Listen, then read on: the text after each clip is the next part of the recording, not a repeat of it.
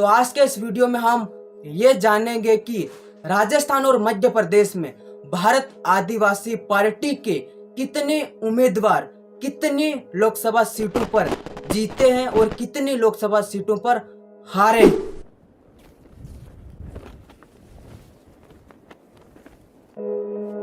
जय जोहार भाई लोगों, सबसे पहले तो आप सबका दिल से धन्यवाद, क्योंकि आपके प्यार और सपोर्ट की वजह से आज मेरे YouTube चैनल पर 22,000 से भी ज्यादा YouTube फैमिली बन गई, यानी 22,000 से भी ज्यादा सब्सक्राइबर बन गए।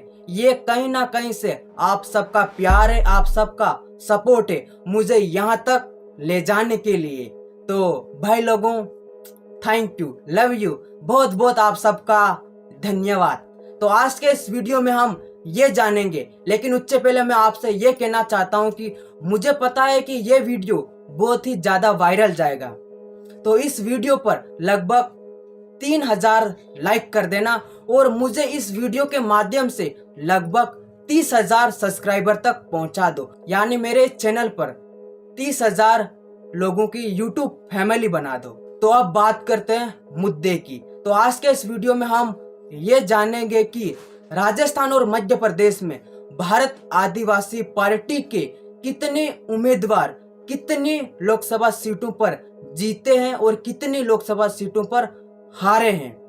अगर जीते हैं तो कितने वोटों से जीते, उनके पास कुल कितने वोट आए। अगर हारे हैं तो कितने वोटों से हारे और उनके पास कुल कितने वोट आए। तो पहले बात करते हैं राजस्थान की, और राजस्थान के बांसवाड़ा लोकसभा सीट की। तो बांसवाड़ा लोकसभा सीट में भारत आदिवासी पार्टी के जो उम्मीदवार थे वो थे राजकुमार रोत, और इनके सामने बीजेपी थी, कांग्रेस थी और निर्दलीय भी थे। तो भाई लोग, राजकुमार रोत के पास कुल 8,20,831 वोट आए और वो कांग्रेस से 2,47,056 वोटों से जीत गए, और बीजेपी से महेंद्रजीत सिंह मालविया को कुल 5,73,777 वोट आए, और ये भारत आदिवासी पार्टी से 2,47,056 वोटों से हार गए। ये कमाल था भारत आदिवासी पार्टी का, 2 लाख से भी ज्यादा वोट लाने का। और यहाँ पर एक निर्दलीय से एक और राजकुमार लड़ा था, राजकुमार पुत्र हीरालाल, और उसके पास कुल 74,598 वोट आए थे, और ये भारत आदिवासी पार्टी से 7,46,233 वोटों से हार गए। और यहाँ पर एक कांग्रेस प्रत्याशी भी लड़ा था। गठबंधन के बाद इंडिया गठबंधन हो गया था, उसके बावजूद भी एक यहाँ पर कांग्रेस प्रत्याशी लड़ा था, अरविंद डामोर। और ये तो बात हो गई बांसवाड़ा डूंगरपुर लोकसभा सीट की। अब बात करते हैं चित्तौड़गढ़ लोकसभा सीट की। बीजेपी के उम्मीदवार सीपी जोशी को कुल 8,88,202 वोट मिले, और सीपी जोशी 3,89,877 वोटों से यहाँ पर जीत गए। और यहाँ पर कांग्रेस के प्रत्याशी उदयलाल आजना को 4,98,325 वोट मिले, और उदयलाल आजना 3,89,877 वोटों से हार गए। और यहाँ पर भारत आदिवासी पार्टी के मांगू दादा के पास बहुत ही कम वोट आए, लगभग 42,811 वोट, और मांगू दादा लगभग 8,45,391 वोटों से हार गए। यार, जब मांगू दादा विधानसभा का चुनाव लड़े थे वहां पर ज्यादा वोट आए, लगभग 62 से 63,000, लेकिन यहाँ पर इतने कम। मांगू दादा से एक बात कहना चाहता हूँ कि राजनीति और खेल में 2 पहलू होते हैं, हार और जीत। तो टेंशन नहीं लेने का, नो फिक्र हो जाओ और अगले चुनाव की तैयारियां करो। कई लोगों को आपसे उम्मीद है कि आप जीतेंगे और अपने क्षेत्र के लिए वो करेंगे जो किसी ने नहीं किया। अब बढ़ते हैं अगली लोकसभा सीट की ओर, उदयपुर लोकसभा सीट की ओर। तो उदयपुर लोकसभा सीट में बीजेपी के मन्नालाल रावत को कुल 38,286 वोट मिले और मन्ना लाल रावत 2,61,708 वोटों से यहाँ पर कांग्रेस से जीत गए। और यहाँ पर कांग्रेस के उम्मीदवार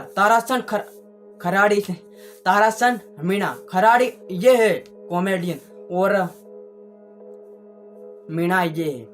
तो यहाँ पर कांग्रेस के उम्मीदवार ताराचंद मीणा को कुल 4,76,778 वोट मिले और ताराचंद मीणा 2,61,708 वोटों से हार गए। और यहाँ पर भारत आदिवासी पार्टी के नए नवेले उम्मीदवार प्रकाश चंद्र भूज को कुल 2,17,138 वोट मिले और प्रकाश चंद्र भूज बीजेपी से 5,21,148 वोटों से हार गए।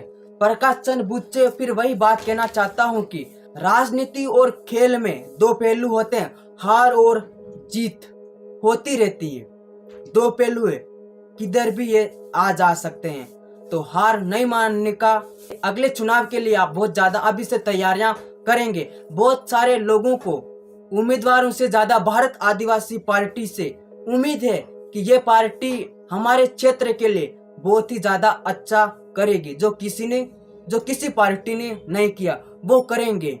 और भाई लोगों, राजस्थान की एक जानकारी ये भी देना चाहता हूँ कि राजस्थान में बीजेपी के पास 14 लोकसभा सीटें हैं और कांग्रेस के पास 11, वो भी इंडिया गठबंधन पर।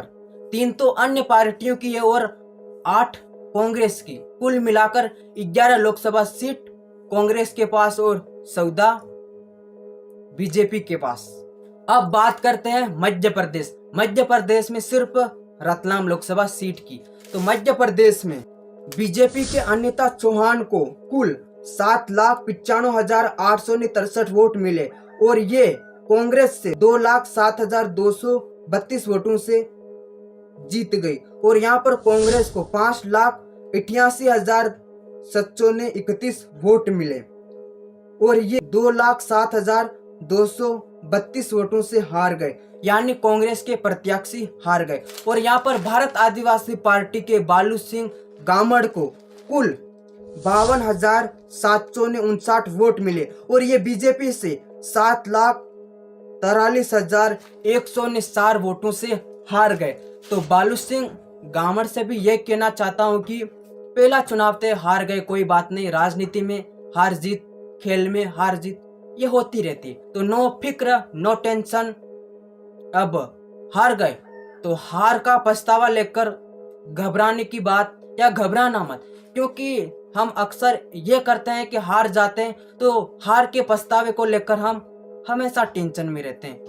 तो ऐसा नहीं करने का। अब क्या करने का, ये करने का कि जो हार गए उसको छोड़ो। अब ये सोचो कि अगला चुनाव जीतने के लिए हमें क्या करना है, लोगों का प्यार हमारे ऊपर कैसे लाना है, लोगों को हमारा सपोर्ट करे उस लायक कैसे बनाना है, हमें ये सब करना है।